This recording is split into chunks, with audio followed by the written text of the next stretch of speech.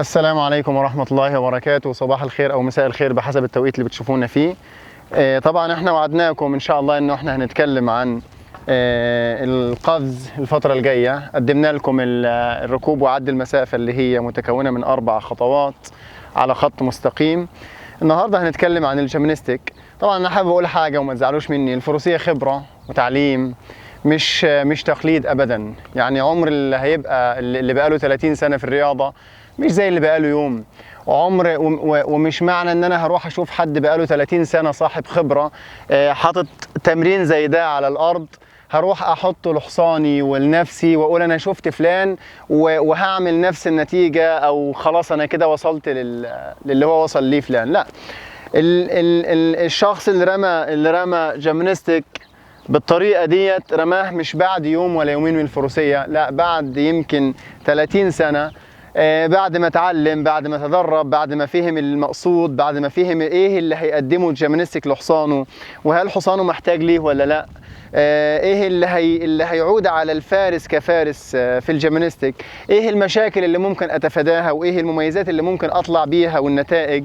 طبعا ده مهم جدا ان احنا نعرفه، وانا دايما بحب ان انا اقدم الحاجة يعني وافية مستوفية علشان خاطر ربنا في الكائن ده، علشان خاطر لا نظلم الكائن ده، لان الكائن ده دايما انا بقول انه يعني ليس له حول ولا قوة، مملوك كده بين ايدينا. فلو احنا مش رحيمين وعارفين احنا بنعمل ايه ممكن نأذيه يعني. فالنهارده باذن الله هتكلم عن الجيمناستيك، هيكون على 3 خشبات تروت، بعدين الخطوات اللي هي قلنا عليها الترددية او الان ان اوت اللي هو الاكس اكس، بعدها خطوة على فيرتيكال، بعدها خطوتين على اوكسر، بعدها خطوة على اوكسر تاني. الموضوع ايه هو فايدة الجيمناستيك؟ انا هديلكوا كده فايدة سريعة، بس لازم علشان اقدم حاجة تقدروا تستفيدوا من الجيمناستيك واعرفكم ايه هو الجيمناستيك، هقول لكم في جلسة زي ما عملنا في ال4 مسافات بعيد عن التمرين ان شاء الله. بس انا هقول انه الجيمناستيك اول حاجة بيشتغل على تطوير الحصان، بيعلم الحصان يشوف الحواجز المركبة ويشتغل عليها، بيعلم الحصان يقفز حواجز مختلفة زي التروتين بول، بعدين الاكس، بعدين نص خطوة، وبعدين يروح على فيرتيكال، بعدين على اوكسر. طبعا الفرسان الشاطرة بتعرف هي ايه المقصود او ايه اللي الحصان عايزه، فبيبدأ يحط المسافة ديت. لو اتكلمنا هنتكلم كتير قوي عن الخطوات دي. طيب، فانا بس هبدأ اعمل معاكم التمرين. طبعا زي ما قلنا التمرين ما بيحتاجش ابدا مساعدة قد ما بيحتاج انك توصله صح وتتركه، يعني توصله صح وتتركه. في كلمة من فترة قريبة قوي كنت بالقدر كده مع ابو عبد العزيز خالد العيد، وكان معاه حصان صغير، فقلت له الحصان هل اساعده بما انه صغير، هل اساعده علشان خاطر يقفز ولا اتركه علشان يتعلم؟ فقال لي حتة حلوة قوي، قال لي انه الحصان الصغير اتعامل معاه على انه طفل لسه بيتعلم الحبي، لسه بيتعلم يحبي يقف، لسه بيتعلم المشي فبتعمل ايه انت؟ بتبدا سنده بالكلمه كده يعني. قال لي بتبدا سنده بعدين تفكه شويه، اول ما تلاقيه بدا يطيح بتروح ماسكه تاني لحد ما يبدا يحط رجوله. طيب، لا تسيبه ولا تساعده، لا تسيبه خالص ولا تساعده انك تفضل ماسكه كده وتقول له امشي وهو مش حاطط وزن على رجوله. ده بالنسبه للخيل الصغيره، بس انا دايما ما انصحش ابدا انك تفاجئها بحاجه زي كده جيمناستيك او حاجه. تمام؟ بس الفكرة في ايه؟ في انه مش كل الخيل اللي تعطي نفس العطاء. الخيل ليها سن وعندها خبرة، والفرسان ليها سن وعندها خبرة. الحصان علشان لما بيكون سنه 13 سنة وحصان 145 بيغلى سعره ليه؟ علشان حصان عنده خبرة، مش ما جاتلوش الشطاره كده من الباب للطاق، لا ده شارك في بطولات كتير وتعرف على انواع الحواجز والاشكال والانديه والاراضي فصار حصان ذو خبره، سكول ماستر بيسموه. تمام؟ فده مش زي اللي لسه بادئ. اوكي، هنبدا معاكم على الجيمناستيك باذن الله، ويلا بينا. طبعا انا هبدا دلوقتي، انا حميت حصاني الحمد لله في التروت والكانتر، بس هبدأ دلوقتي على التروت. التمرين هبدأ بس أعرفه إنه إحنا رايحين على الجيمناستيك، بس ما ينفعش ابدا. انا شفت ناس بيحطوا الجيمناستيك كله للحصان فجأة كده. طيب لا، هبدأ دلوقتي عليه. اوكي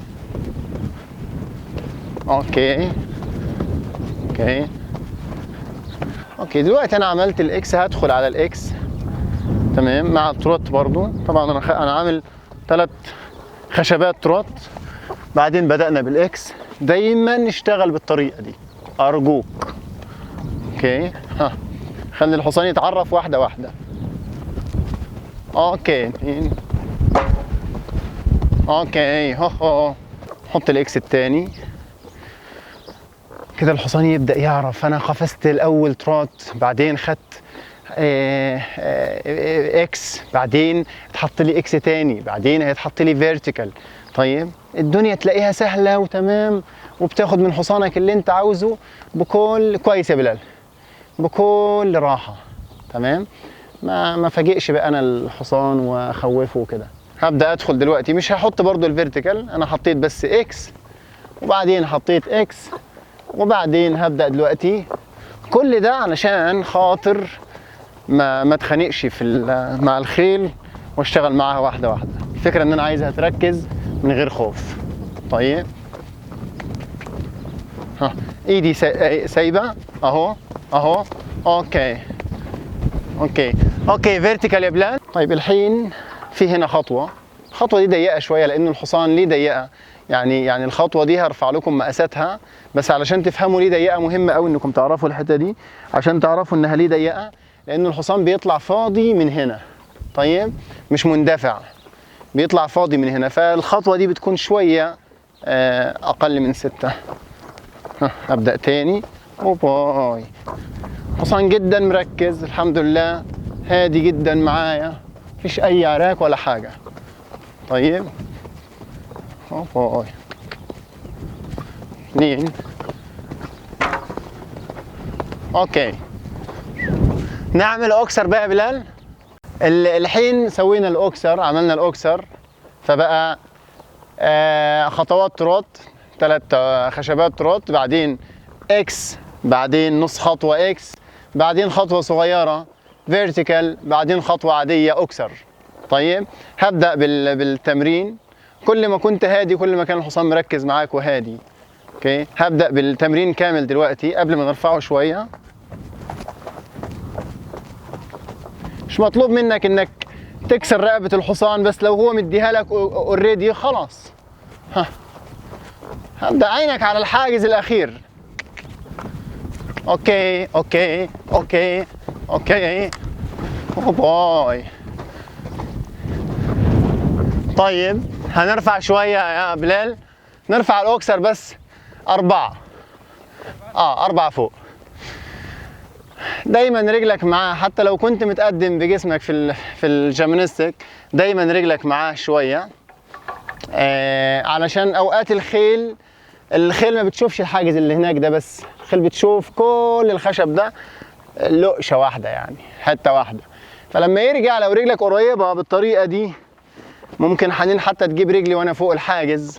لو رجلك قريبة بالطريقة دي وثابتة وحاضنة بطن الحصان، خلاص هتقول له، هي اللي بتقول له ما تخافش ما تخافش، ما ينفعش رجلي تعمل كده، تفضى. اوكي بلال هنبدأ نوسعه شوية بقى، او خليني اخده مرة كده، خلاص خليني اخده مرة كده وبعدين نوسع. خلي زي ما هو كويس. هبدأ ادخل عليه كده. اوكي نشوف الدنيا فيها ايه. طبعا الحصان ده ما بيعملش تمارين كتير، بس خلينا احنا معاكم نشوفه. هو الحمد لله يعني جدع. ريلاكس ريلاكس، ايزي ايزي ايزي، نو بروبلم، ايزي. اوكي اوكي هدخل عليه مرة تانية. طبعا نفس القصة، انا هحاول ابالغ باني ما بعملش حاجة كتير واوريكم. حاولوا تشوفوا رجلي دايما حاضنه بطن الحصان، بلف من بعيد كده وبعدين اقول له حصاني بس هاف هولد، وبعدين اقول له اتحرك. ريلاكس ريلاكس. اوكي نو بروبلم، ايزي. نحطها مره كمان يا شباب. اوكي مره كمان، افضل حاجه انك تسيب الحصان براحته. احنا عاملين الخطوات كلها خطوات معقوله، هو يتعلم براحته من غير ما احاول اساعده. برضه هدخل نفس الدخله اوكي من غير ما اساعده. المهم ما يرجعش، دي اهم حاجه، انه ما تسيبوش يرجع، هو يتعلم يلم ايديه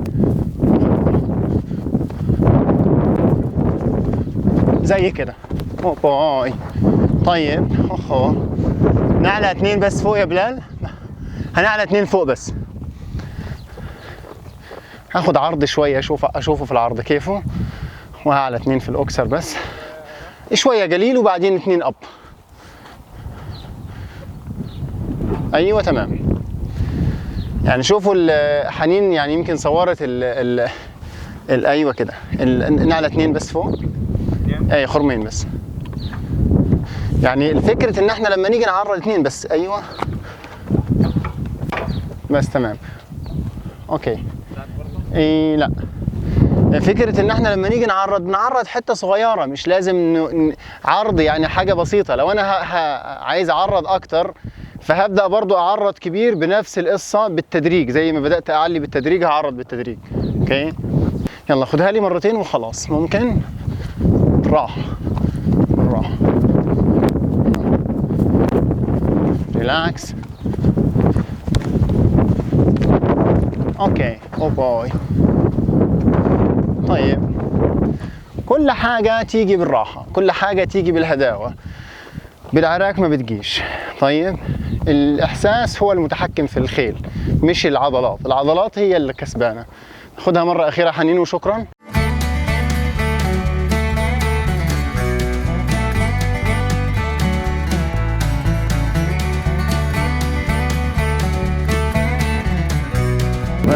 ده كان الجيمناستيك بالراحة أو تسوى، وده من ضمن أحد أنواع الجيمناستيك. بدأنا فيه بالصغير كده، وإن شاء الله الفترة الجاية هنبدأ نعمل الجيمناستيك الكبير.